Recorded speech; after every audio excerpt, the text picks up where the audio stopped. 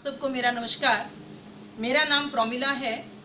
मैं government middle school Azad Nagar district Jhajjar Haryana में विज्ञान अध्यापिका के पद पर कार्यरत हूँ। मैं अपना शून्य निवेश नवाचार प्रस्तुत करने जा रही हूँ। इस नवाचार का नाम है मानव श्वसन क्रिया विधि। मेरे नवाचार में इस्तेमाल होने वाली सामग्री है प्लास्टिक से बनी कोई भी, ये देखिए, प्लास्टिक की बनी हुई कोल्ड ड्रिंक की खाली बोतल, टूटा हुआ प्लास्टिक का पेन, टेप और बैलून, गुब्बारे लेंगे। इससे ये मैंने एक नवाचार प्रस्तुत किया है। इस प्रक्रिया के द्वारा, इस नवाचार के द्वारा हम बच्चों को बहुत ही आसानी से श्वसन की क्रिया विधि समझा सकते हैं कि किस प्रकार हमारे फेफड़ों के अंदर ऑक्सीजन जाती है और किस प्रकार से बाहर निकलती है। मेरा नवाचार बच्चों को समझने में बहुत ही मददगार है। बहुत ही आसानी से इस प्रकार के नवाचार मेरे क्लास के सभी बच्चों ने, 7वीं कक्षा का ये टॉपिक है, 7वीं कक्षा के सभी बच्चों ने अपने हाथ से ये बनाए हैं, जिस वजह से उन्हें टॉपिक बहुत ही आसानी से समझ में आ जाते हैं। मेरे नवाचार का विस्तृत वर्णन है। मानव का श्वसन तंत्र किस चीज से मिलकर बना होता है? सबसे पहले नासा गुहा, जो नाक के द्वारा हम सांस लेते हैं, इस हिस्से को नासा गुहा कहते हैं। नासा गुहा के बाद वायु, ये हमारा मुख होता है, मुख गुहिका, और इन दोनों की कॉमन ओपनिंग होती है गला। गले से 2 नलियां निकलती हैं। एक नली सीधी हमारे वक्ष गुहा की तरफ, यानी यहाँ से ये जाती है। इसे हम यहाँ पर अगर आप हाथ लगाएं तो हमें एक आवाज सुनाई देती है, अलग से एक कंपन सी महसूस होती है, जिसे कंठ कहते हैं, वॉइस बॉक्स या लैरिंक्स, जो आवाज उत्पन्न करने में सहायता करता है। और इसके बाद ये एक नली होती है, यहाँ से यहाँ तक, गले तक, इधर ये नली है, इसे वायु नली कहते हैं। इसकी पूरी वायु बाहर निकलने पर यह पिचक ना जाए, इसीलिए इसके ऊपर अर्धवल्य बने होते हैं। और जैसे ये यहाँ चेस्ट रीजन में, वक्ष में प्रवेश करती है, ये 2 भागों में बढ़ जाती है, जिसे ब्रोंकाई कहते हैं।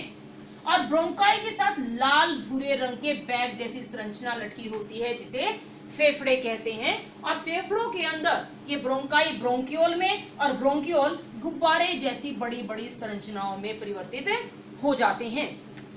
हमारा इधर वाला जो लेफ्ट लंग है, फेफड़ा है, वो छोटा होता है, राइट बड़ा होता है, क्योंकि लेफ्ट साइड में हमारा क्या है, हृदय उपस्थित होता है। और दोनों फेफड़ों के साथ नीचे लगी होता है ये एक फ्लैट स्ट्रक्चर, जिसे हम कहते हैं डायाफ्राम। और इन्हें प्रोटेक्शन देने के लिए इस प्रकार का एक जाल बना होता है, पसलियां जिन्हें कहते हैं। अब हमारा जो मुख्य टॉपिक है वो है कि हमारी श्वसन की क्रियाविधि क्या है। क्रियाविधि 2 भागों में होती है। अंतर श्वसन, कैसे अंदर ऑक्सीजन आएगी, उस श्वसन कैसे कार्बन डाइऑक्साइड बाहर निकलेगी। जब श्वसन क्रिया होती है तो हमारी पसलियां ऐसे बाहर की तरफ निकल जाती हैं। बाहर की तरफ निकलने के कारण डायफ्राम सीधा हो जाता है, जिसकी वजह से वक्ष गुहा का क्षेत्रफल बढ़ जाता है और आयतन कम हो जाता है। इसलिए बाहर से वायु अधिक आयतन से कम आयतन की तरफ, यानी बाहर से नासा गुहा, कंठ, वायु नली से होते हुई एल्वियोलाई के अंदर प्रवेश कर जाती है, जिससे वक्ष गुहा का साइज बढ़ जाता है और वहां से ऑक्सीजन रक्त के द्वारा शरीर के विभिन्न भागों तक पहुंचा दी जाती है और कार्बन डाइऑक्साइड एल्वियोलाई में आ जाती है। जैसे ही ये एक्सचेंज होता है, एक्सचेंज होते ही पसलियां वापस पहले वाली स्थिति में आ जाती हैं। डायफ्राम दोबारा डोम की आकृति का हो जाता है, वक्ष गुहा का क्षेत्रफल कम हो जाता है, वायु का आयतन बढ़ जाता है, उसी रास्ते से वायु वापस बाहर निकल जाती है। इस प्रक्रिया को हम बहुत ही आसानी से अपने इस नवाचार के द्वारा समझाएंगे। ये देखिए, ये जो नली है ये काम करती है किस चीज का? वायु नली का। ये हमारी वक्ष गुहा, जो खाली प्लास्टिक की बोतल है, ये वक्ष गुहा का काम करती है।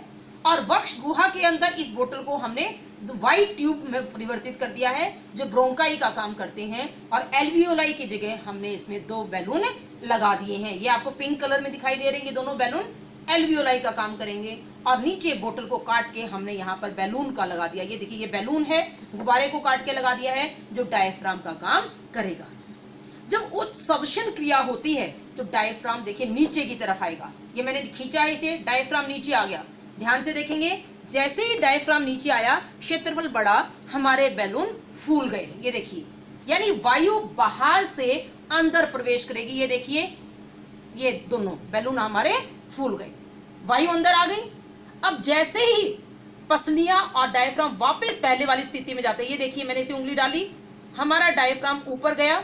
अब ये देखिए इसमें से वायु निकलते देखेंगे आप, क्योंकि वक्ष गुहा का क्षेत्रफल कम हुआ, आयतन बढ़ गया, और आयतन बढ़ते ही वायु, ये देखिए वायु बाहर निकल जाती है। तो इस प्रकार हम बच्चों को समझा देते हैं, क्षेत्रफल बढ़ाते ही वायु अंदर, और ऊपर करते ही जैसे ही हम इसको वापस पहली स्थिति में ले जाएंगे तो इसकी वायु बाहर निकल जाती है। तो इस प्रकार अंदर ऑक्सीजन आती है, बाहर कार्बन डाइऑक्साइड निकल जाती है। जीईई ने मुझे अपना नवाचार प्रस्तुत करने का एक बहुत ही सुनहरा अवसर प्रदान किया है। मैं श्री अरविंदो सोसाइटी और HDFC बैंक ने जो डिजिटल प्रदर्शनी लगाई है, जिसका आयोजन किया है, उसके लिए मैं उनका धन्यवाद करती हूँ। और यदि आपको मेरा नवाचार प्रस्तुत पसंद आया तो मुझे अच्छी रेटिंग दीजिए। Thank you.